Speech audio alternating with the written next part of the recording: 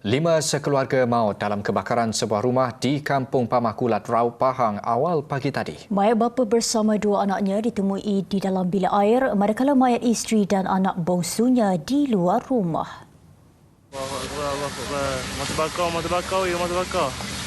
Pamakulat.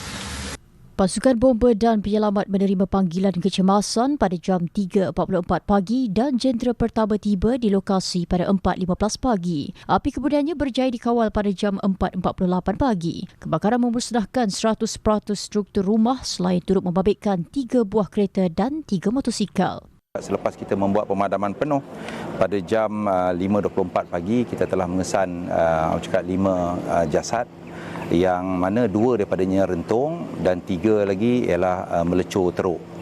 Mangsa yang maut adalah pasangan suami isteri Muhammad Alawi Muhammad 56 tahun dan Zalia Adam 44 tahun. Turut maut 3 anak mereka, Ruby Adira Batrisha 17 tahun, Ruby Adlina Banin 14 tahun dan anak bongsu Ruby Azian Barizah 10 tahun. Anak pasangan itu yang berusia 19 tahun terselamat kerana sedang menuntut dimatrikulasi dan menetap di asrama kolej. Manakala seorang lagi berusia 15 tahun pula tinggal di asrama sekolah. Mayat 5 sekeluarga itu dihantar ke Hospital Raub untuk proses bedah siasat. Punca sebenar kebakaran dan jumlah kerugian masih dalam siasatan.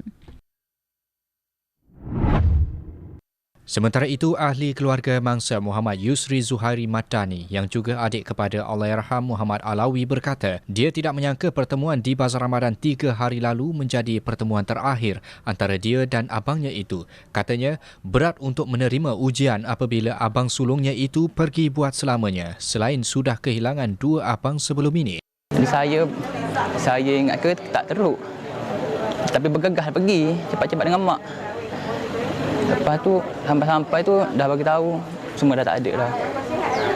Menurutnya lagi, arwah abangnya itu seorang yang peramah dan suka bersedekah selain sentiasa menjadi tulang belakang ketika keluarga memerlukan pertolongan. Dia memang seorang yang suka bersedekah. Setiap kali saya jadi malas nak pergi tempat dia berniaga. Sebab setiap kali pergi memang dia akan bahagia.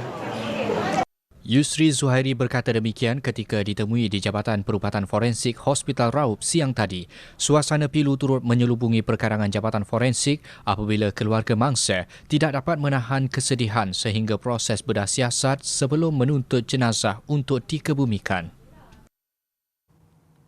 Sementara itu, Sultan Pahang Al-Sultan Abdullah Ri'ayatuddin Al-Mustafa Billah Shah dan Tengku Ampuan Pahang Tengku Azizah Aminah Maimunah Iskandariah menzahirkan sedalam-dalam ucapan takziah kepada waris 5 sekeluarga yang meninggal dunia dalam tragedi itu.